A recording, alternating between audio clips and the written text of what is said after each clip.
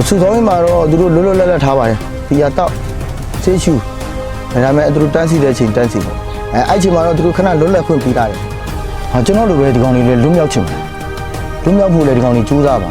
ဒီကောင်လေးဆက်ပြီးတော့နေမှဆိုရင်တေလန်းနေပြီကျွန်တော်အဲ့လိုပြောချင်စားချင်တိုင်းနဲ့စားလို့မရဘူးဒီများနောက်မှစားသင်္ကန်းစာလုံးလို့ရှိရင်ကျွန်တော်နောက်ကနေဝင်နေရတယ်သူတို့လုံးချင်တယ်သူတို့တပြင်းလူကတော့နည်းနည်းလွတ်လပ်တာပေါ့ကွယ်ကျွန်တော်ကတော့မလွတ်လပ်ဘူးရိုက်နှက်ခံနေရတယ်ကျွန်တော်ရဲ့နာမည်ကတော့မောင်နေမျိုးထွန်းပါကိုပိုင်နက်ဘက်ကတော့ပတ်စာ20နှစ်334 333လုံးပါကျွန်တော်ပေါ်တာပုံစံမျိုးနဲ့ပါလာတဲ့ပုံစံမျိုးပေါ့ကျွန်တော်ပေါ်တာအဆွဲခံရတယ်ဒီထဲကိုပါလာတာပေါ့ကျွန်တော်တငယ်ချင်းကကျွန်တော်လိန်နေပြီးတော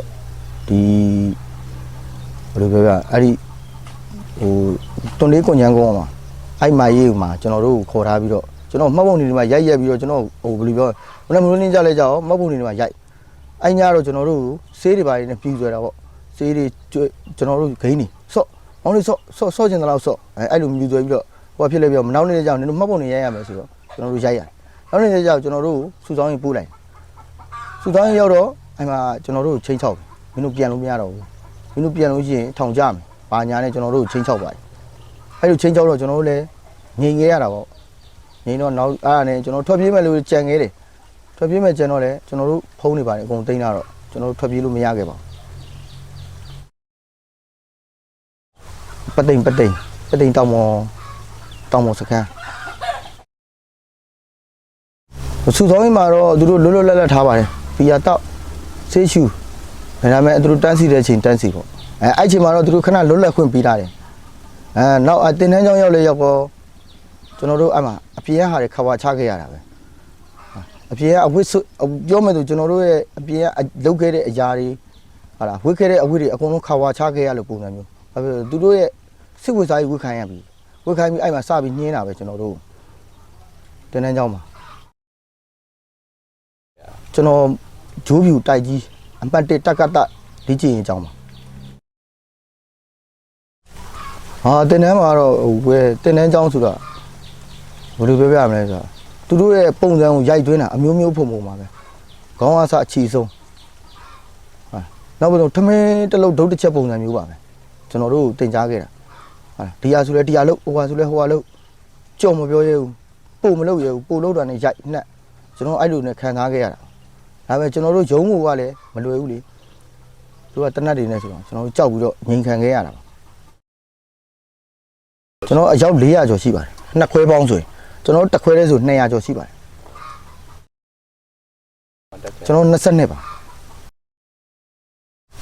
ကျွန်တော်တို့အခုတက်ထဲကိုတက်စုကိုရောက်လာတာအယောက်30ကျော်ရှိပါတယ်အဲ့30လုံးကထွက်ပြေးခြင်းပါတယ်တယောက်မှကြီးပြီးလှုပ်ချင်တဲ့လူမရှိပါဘူးဒါပေမဲ့အဲ့ခုနကျွန်တော်ပြောတနတ်ကိုကြောက်လို့တာကျွန်တော်တို့လုံနေရတာသူတို့လည်းအဲ့လိုပေါ်တာတွေကအများဆုံးပါပါတယ်ပေါ်တာတွေစစ်ကောင်စီကမတရားပြောမယ်ဆိုရင်ကျွန်တော်တို့ဖမ်းဆီးထားတဲ့လူတွေပေါ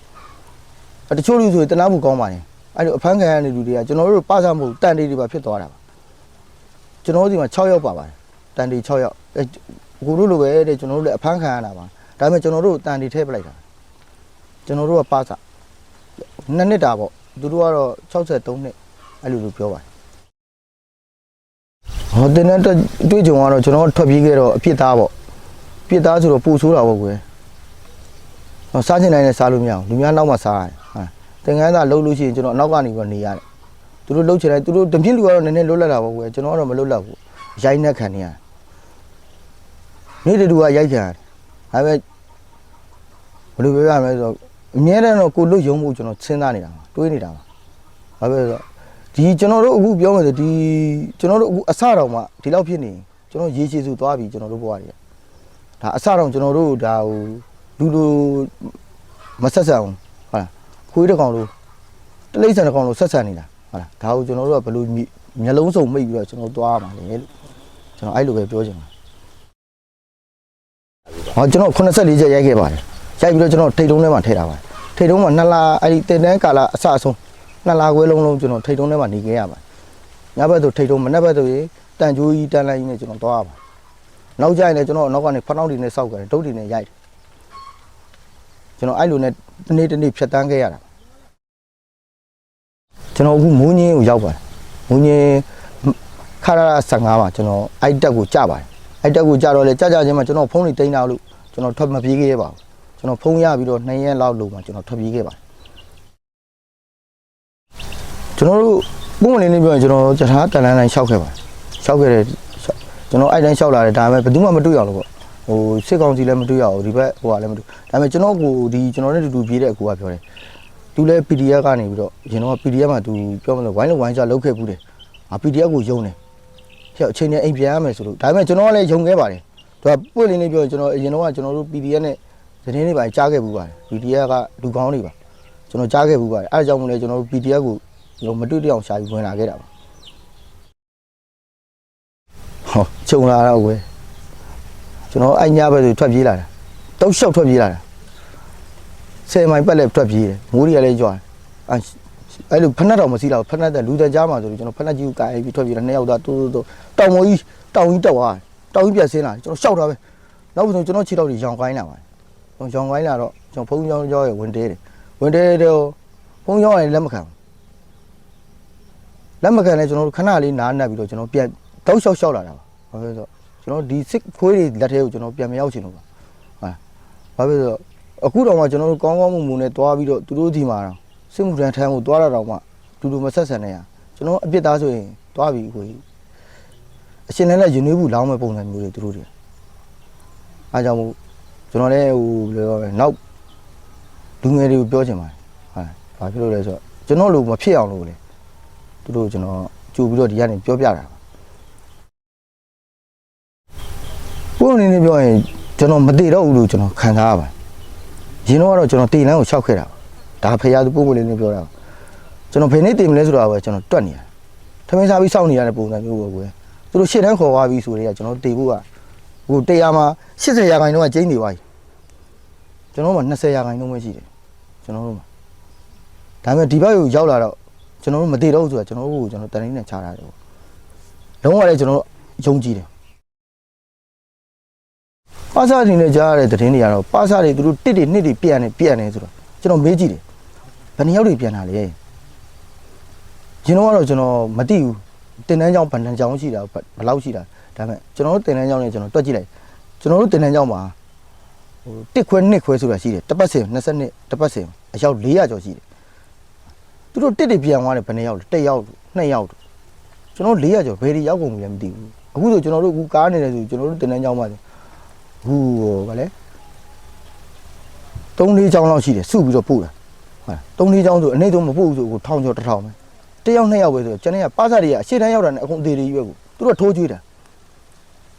ာဒါတော့ကျွန်တော်ဟိုထဲမှာတက်ထဲမှာဒီ73ရက်တွင်းထဲမှာကျွန်တော်စီးယုံတယ်ဟာတဲ့ညီလေးတဲ့မင်းနဲ့တပည့်တဲ့မင်းနဲ့တန်တီတဲဝင်มาလားတဲ့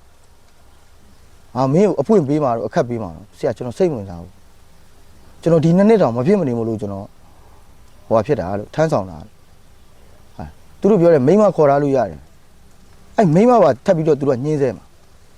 ဘာဖြစ်လို့လဲဆိုသူတို့ကမိမတွေတော့အလုပ်လုပ်ခိုင်းတာကျွန်တော်အခုလေးလာပြီးသွားပြီစစ်ထဲမှာမိမတွေခေါ်တယ်ဘာလို့ဖို့လဲမိမတွေခေါ်ပြီးလို့ရှိရင် AC နေခိုင်းတာမဟုတ်ဘူးဖတ်ထိတ်လုပ်ခိုင်းတယ်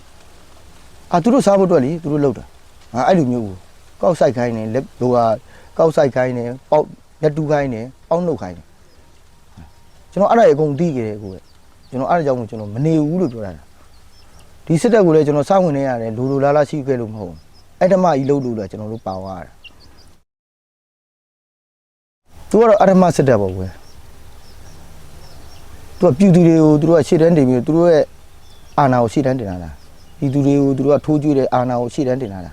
သူတို့လှုပ်ချင်တဲ့စိတ်ကသူတို့အနိုင်ယူမှုဒါပေမဲ့ပြည်သူတွေကိုထိုးကျွေးနေတာပြည်သူတွေကသိမှမသိတယ်ဟာလားပါစာတွေတော့ပြောတာအရှေ့ထိုးလွတ်နေတာတေးပြန်ပြီးပါစာတွေအရှိတဲမှာပါစာတွေတေးပြန်ပြီးသူတို့တန်နေကြတော့အနောက်မှာအကြီးကြီးကြီးဒါကျွန်တော်တို့တော့ဒါရက်ပိုင်းလေးပဲကျွန်တော်တို့ရောက်ခဲ့တာကျွန်တော်တို့ဒီလောက်သိနေဟုတ်လားဒါကျွန်တော်တို့ရက်ပိုင်းလေးပါဒီရက်ပိုင်းလေးဆို73ရက်လောက်ပဲရောက်ခဲ့တာတော့ကျွန်တော်တို့ဒီလောက်သိခဲ့လို့ရှိရင်ဟုတ်လားနှစ်ရှည်လာများဟိုမှာပါစာတွေဘယ်လောက်ပါနေရတယ်ဆိုတော့ကျွန်တော်တို့မသိခဲ့ရဒီကောင်နေဆက်ပြီးတော့နေမှာဆိုရင်တေလန်းနေရွယ်ကျွန်တော်အဲ့လိုပြောချင်ပါ ကျွန်တော်ဖြစ်ခဲ့တဲ့ဟာတွေကိုအကုန်ကျွန်တော်ပြောပြပါတယ်ဒါပေမဲ့ဟိုအပြေကလူငယ်တွေလည်းကျွန်တော်လိုဖြစ်မှာလည်းကျွန်တော်အရင်ဆိုးပါတယ်ဘာဖြစ်လို့ဆိုတော့ကျွန်တော်ကြုံကျွေးခဲ့ရတဲ့ဟိုဘယ်လိုပြောကျွန်တော်ဖြတ်တန်းခဲ့တဲ့အရာတွေကကျွန်တော်လူများကလည်းမတူခဲ့ပါဘူးကျွန်တော်ကြမ်းကြမ်းတမ်းတမ်းနဲ့ဒီစစ်ထဲဟိုအပြေကလူတွေကပြောစစ်ထဲပေါ်မှာအေးဆေးပါမဟုတ်ပါဘူးစစ်ထဲမှာတကယ်ငရဲတွင်းကြီးပါငရဲတွင်းကြီးကလွတ်မြောက်ဖို့ပဲအများတန်းကြိုးစားကြပါလို့ကျွန်တော်ပြောချင်ပါတယ်